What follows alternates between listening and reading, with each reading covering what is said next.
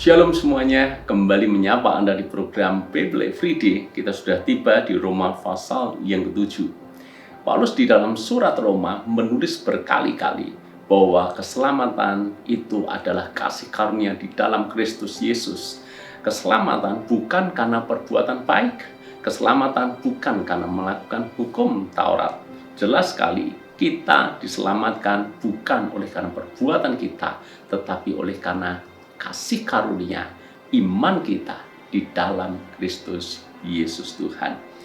Dan di dalam Roma pasal ke-7, Paulus mengakui bahwa manusia lamanya, tubuh dan dagingnya tidak akan pernah bisa taat untuk melakukan apa yang baik, sekalipun hati nuraninya tahu mana yang baik dan mana yang jahat.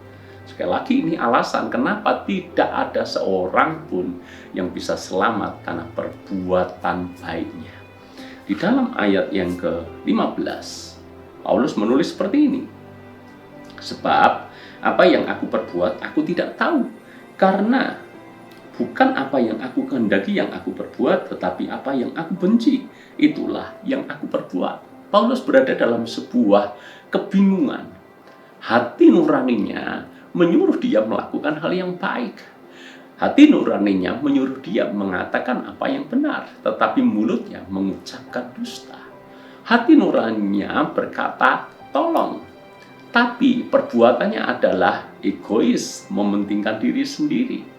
Hati nuraninya menyuruh dia untuk murah hati.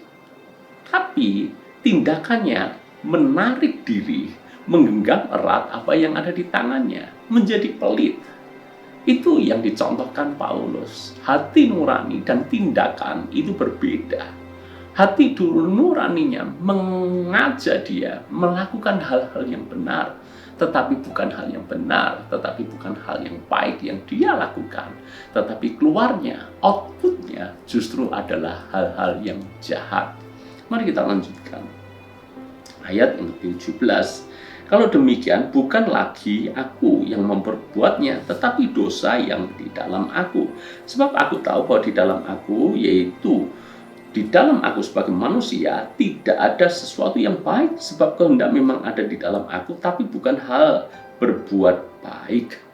Paulus mengakui sebagai manusia tidak mungkin bisa melakukan hal yang baik. Sebab niatnya baik dari awal, tetapi pada akhirnya bukan yang baik yang dilakukan, tetapi yang jahat itulah yang keluar. Bukan yang dia kehendaki yang dia perbuat, tapi justru yang tidak dia kehendaki itulah yang dia lakukan. Ayat 19, sebab bukan apa yang aku kehendaki yaitu yang baik yang aku perbuat, melainkan apa yang tidak aku kehendaki yaitu yang jahat yang aku perbuat. Jadi, jika aku berbuat apa yang tidak aku kehendaki, maka bukan lagi aku yang memperbuatnya, tapi dosa yang diam di dalam aku. Sekarang kita tahu penyebabnya. Kenapa manusia ingin berbuat baik, tapi keluarnya jahat. Ingin berbuat saleh, tapi keluarnya kecemaran. Kita tahu karena dosa itu sudah menguasai manusia. Kalau dosa sudah menguasai, mau hati nurani ngomong apa, tetap saja perbuatannya adalah perbuatan dosa. Ayat berikutnya, ayat 22. Sebab dalam hatiku aku suka akan hukum Allah. Paulus atau Saulus sebelum dia bertobat adalah seorang ahli seorang ahli Taurat, orang Farisi, murid Gamaliel, tahu hukum Allah dengan sangat detail. Hukum Taurat dia pelajari dengan sungguh-sungguh. Sehingga dia berkata, aku suka hukum Allah, aku suka hukum Taurat. Tetapi di dalam anggota-anggota tubuhku, aku melihat hukum lain yang berjuang melawan hukum akal budiku dan membuat aku menjadi tawanan hukum dosa yang ada di dalam anggota-anggota tubuhku. Paulus mengatakan, aku ini suka hukum Allah. Aku suka menghormati orang tua, aku suka mengatakan yang benar, aku suka kekudusan, aku suka untuk melakukan hal yang baik. Tapi yang keluar apa? Membunuh, berdusta, rancangan jahat, mengingini milik sesama, dan seterusnya. Begitu frustasinya Paulus, Sehingga di dalam ayat yang ke-24 dia berkata, "Aku manusia celaka. Siapa yang akan melepaskan aku dari tubuh maut ini?" Dengan kata lain, Paulus frustasi, Paulus putus asa. Aku tidak mungkin bisa selamat. Sebab aku ingin yang baik, tetapi yang jahatlah yang aku lakukan. Aku punya kehendak yang baik, tapi kehendak jahatlah yang aku perbuat. Dia berkata, "Celaka aku. Siapa yang bisa melepaskan aku dari tubuh maut ini?" Tapi ayat 25 menjadi kabar baik buat Paulus dan kita semuanya. Syukur kepada Allah oleh Yesus Kristus Tuhan kita. Siapa yang bisa melepaskan kita dari tubuh maut?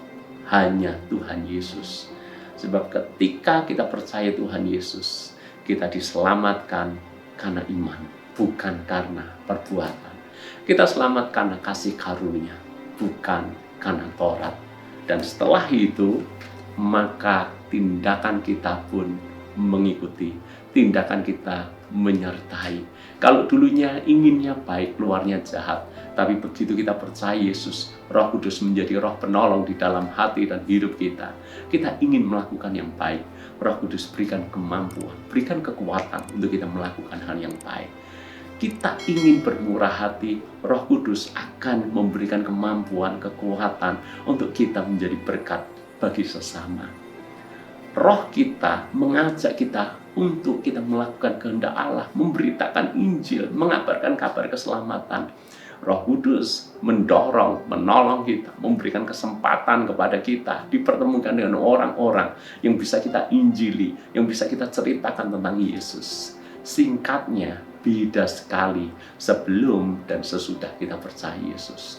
Sesudah kita percaya Yesus, kita selamat. Roh Kudus memberikan kemampuan kepada kita semuanya untuk bisa hidup dalam kehendak Tuhan. Tuhan berkati.